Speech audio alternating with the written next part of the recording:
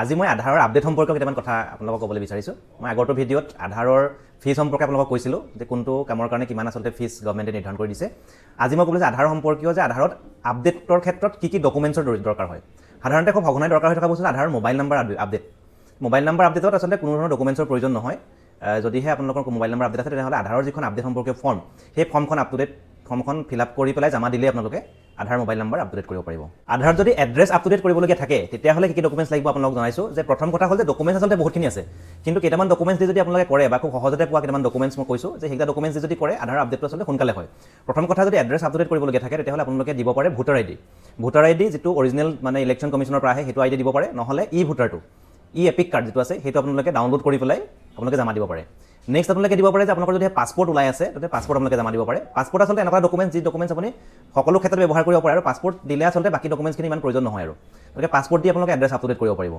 তৃতীয়টো ডকুমেণ্টছৰ কথা কওঁ যে বেংক পাছবুক আপোনালোকে দিব পাৰে। বেংক পাছবুক যদি আপডেট হৈ থাকে তেতিয়াহ'লে ষ্টাম্প থাকিব লাগিব, তাত ফটো থাকিব লাগিব, তেতিয়াহ'লে সেইখন দিও আপোনালোকে এড্ৰেছটো আপডেট কৰিব পাৰিব। 4 নম্বৰ ডকুমেণ্টছ এটা কওঁ যে UIDA এটা চাৰ্টিফিকেট আছে, বিশেষকৈ যিসকলৰ বয়স 18 ইয়াৰ্ছ হোৱা নাই সেইসকলৰ ক্ষেত্ৰত UIDA যিটো চাৰ্টিফিকেট আছে, কোনোবা গেজেটেড অফিচাৰ, কোনোবা ডক্টৰ বা চৰকাৰী বিষয়া যাৰ ৰেংকটো গেজেটেড অফিচাৰৰ ৰেংক হয়, তেওঁলোকৰ যদি চাইন কৰি পেলাই তেওঁলোকে যদি এখন চাৰ্টিফাইড কপি দিয়ে, তাৰ এটা ফৰ্মেট আছে UIDA চাৰ্টিফিকেট, মই আপোনালোকক ফটোত দেখাই দিছোঁ কেনেকুৱা হয়। এনেকুৱা ধৰণৰ এখন চাৰ্টিফিকেট আপোনালোকে যদি দিয়ে তেতিয়াহ'লে আপোনালোকে সেইখন দিও আপোনালোকে এড্ৰেছ এটা আপডেট কৰিব পাৰিব।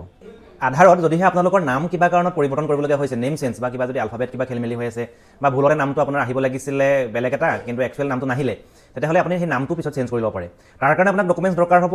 বহুত ডকুমেণ্টছ আছে যে তাৰ ভিতৰত খুব সোনকালে হৈ যোৱা ডকুমেণ্টছ কিছুমান আছে যে প্ৰথমতে ভোটাৰ আপোনালোকে দিব পাৰে। ভোটাৰত থকা নামটো আপোনালোকে আধাৰত নাম হিচাপে আপোনালোকে পৰিৱৰ্তন কৰাব পাৰিব। দ্বিতীয় ডকুমেণ্টছ হিচাপে আপোনালোকে নাম চেঞ্জত পাছপৰ্ট ইউজ কৰিব পাৰে।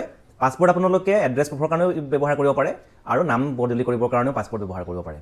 আৰু এটা আছে নাম চেঞ্জ আপোনালোকে কৰিব পাৰে যিবিলাকৰ আজিকালি নতুন যিখিনি মানে হাই ছেকেণ্ডেৰী বা মেট্ৰিক পাছ চাৰ্টিফিকেট আছে বা মাৰ্কশ্বিট আছে, য'ত আপোনালোকৰ ফটো থাকে, সেই ফটো থকা মাৰ্কশ্বিট বা চাৰ্টিফিকেট দিও, যিখন বৰ্ডৰ পৰা ইছ্যু হয়, স্কুলৰ পৰা দিয়াখন নহয়, বৰ্ডৰ পৰা ইছ্যু হয়, সেই চাৰ্টিফিকেটখন দি পেলাইও নাম চেঞ্জ কৰিব পাৰি।